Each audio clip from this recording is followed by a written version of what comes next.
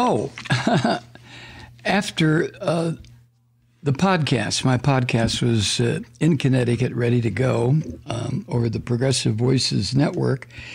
Yesterday, the Biden administration imposed a new 60-day federal moratorium on evictions in areas of the country that are being ravaged by the Delta variant now, after the, I guess it would have been the Alpha variant, not variant, but the Alpha virus. Now it's the Delta. What Biden did yesterday is aimed at protecting hundreds of thousands, actually millions of people who rent, who are at risk of being kicked out of their homes during a pandemic. Nobody should be kicked out of their home ever. There should be rent subsidies in this country. There should be guaranteed incomes in this country. God knows we can afford it. But this is a capitalist society drifting inexorably toward fascism. So no, there's not going to be any help for people who need it. So the action taken by the Biden administration yesterday, late yesterday, had the purpose of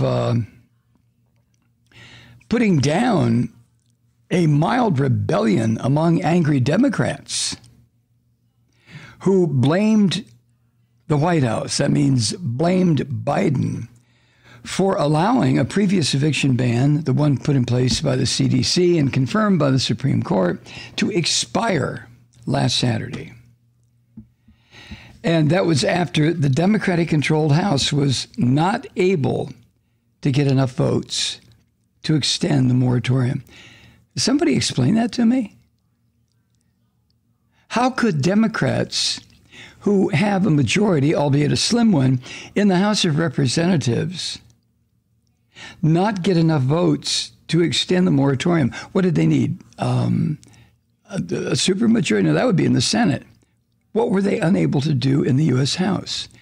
How many people in the U.S. House of Representatives, Democrats as well as the Christian fascists, said no to extending the moratorium to help people?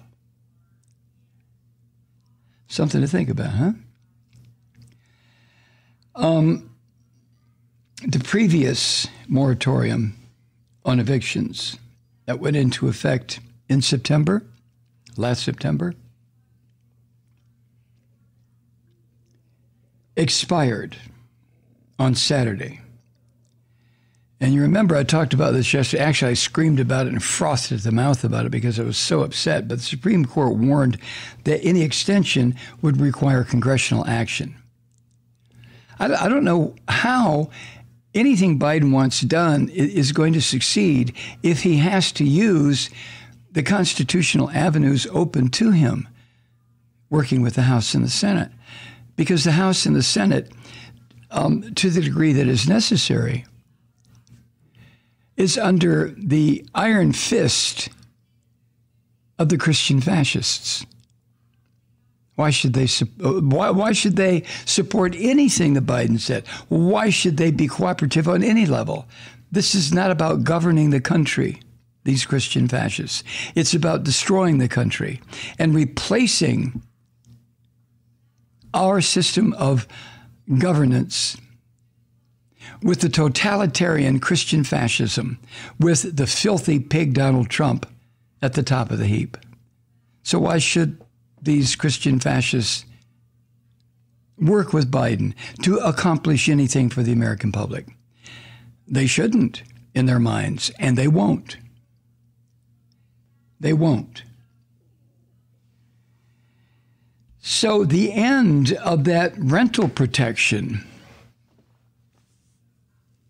that ran out on Saturday prompted all sorts of finger pointing. I went through it yesterday, didn't I?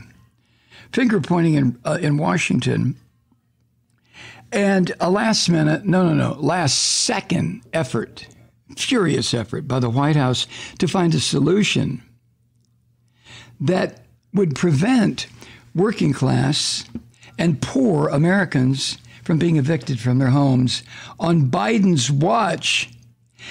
And the irony is billions of dollars in aid to take care of this had been allocated by Congress, and it's just sitting there.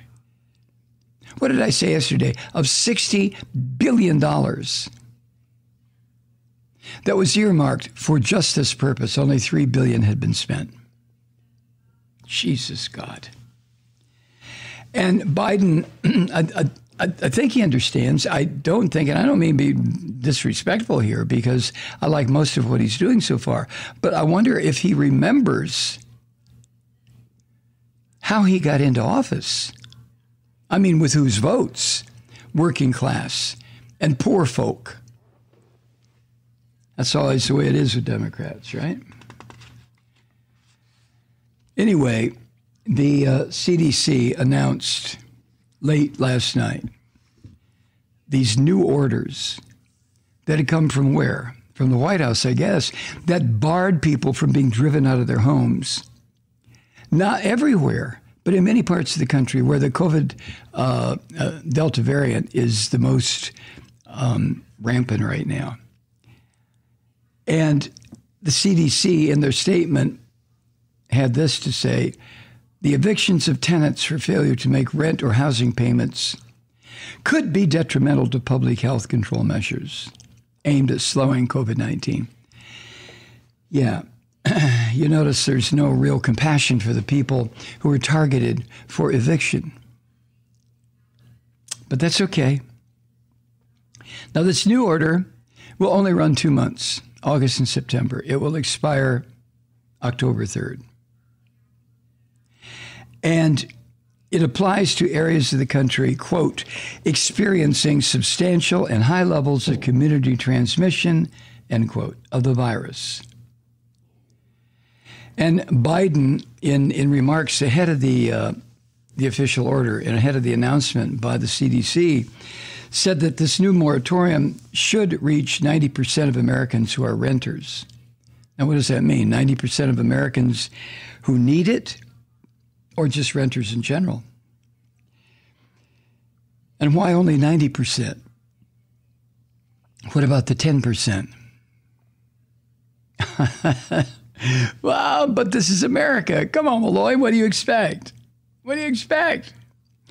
Now, Dr. Walensky, the director of the CDC, said in a statement this, quote, this moratorium is the right thing to do to keep people in their homes and out of congregate settings where COVID-19 spreads. Such mass evictions and the attendant public health consequences would be very difficult to reverse, end quote. Indeed. So this decision, and whoever came up with this workaround in the Biden administration deserves some credit, I guess. But the decision to impose a new moratorium rather than extending the previous ban on throwing people out on the street. The whole purpose of that is to sidestep a Supreme Court ruling from back in June when the drunk sided with John Roberts and the three liberals. And that seemed to limit the Biden administration's ability to enact such policies. You remember it was extended, for an extra month or two, but the Supreme Court said, if you want another extension, you're going to have to go through Congress. Well, this is not an extension. This is a new order. You see how that worked? Huh?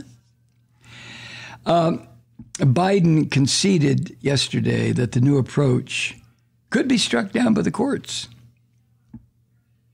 Federal courts, depending on what judge you go in front of, could say, well, this is executive overreach. So no, we're going to deny you the ability to do that. But this could help. It has to work its way through the court system. Who knows? But Biden said what they did yesterday could help buy this administration time as it tries to get the states to distribute these billions of dollars of aid to renters so that the renters meet their obligations to landlords. And of course, I think part of the solution is to pay the landlords directly. So look for an awful lot of fraud and theft and bullshit to be discovered after the money's gone. Then they'll find out how many of these people lied and took this money. I'm talking about the hedge funds and the corporate property managers and so on and so forth. You know who I'm talking about. So, as I mentioned yesterday, Congress previously had allocated about $50 billion in rental assistance. And that came in 2 coronavirus relief packages, but only about $3 billion, 6% had been delivered to eligible households through June. Why? Why? Mr. Mike whined from the Daniel Scapin studio. Why? Yeah. As quoted in the New York Times this morning, is it Times? No, yeah, in the Times. Biden said of a new moratorium, he said, quote, whether that option will pass constitutional measure with this administration, I can't tell you. I don't know. There are a few scholars who say it will, and others who say it's not likely. But at a minimum, by the time it gets litigated, we'll probably give some additional time while we're getting that $45 billion out to people who are, in fact, behind in rent and don't have the money, end quote. So who gives a damn whether what Biden did is legal or illegal in this type of situation? You know, what the orange vomit did while he was the president, or el presidente, or el dictatorio, or however the hell you want to say it. What Trump did was bend the law to his benefit in a real nasty, ugly way. What Biden is doing, possibly, is bending the law in order to help millions of people. There's a difference, isn't there? The expiration of that ban on throwing people on the street that was looming and then showed up last Saturday presented Biden with a difficult choice for a politician, right? He could have sided with the CDC and his own lawyers, and they were being told that an extension was a dangerous step that could limit executive authority during health crises. All it takes is one negative ruling by a federal court in a lawsuit instituted by this Christian fascist pigs, and it would have eroded the power of not just Biden, but any president, any Democrat. Republicans don't give a shit, but any Democratic president would have lost his or her power to operate the way Biden is trying to operate. So an extension of that old moratorium that expired on Saturday would have been a dangerous step. Or the other choice was to listen to the demands of the progressives in the Democratic Party to take immediate action to halt what anybody could see as a preventable housing crisis. And let's be clear. By housing crisis, we're talking about the housing of people and the horror of people being put on the street anytime, but especially now.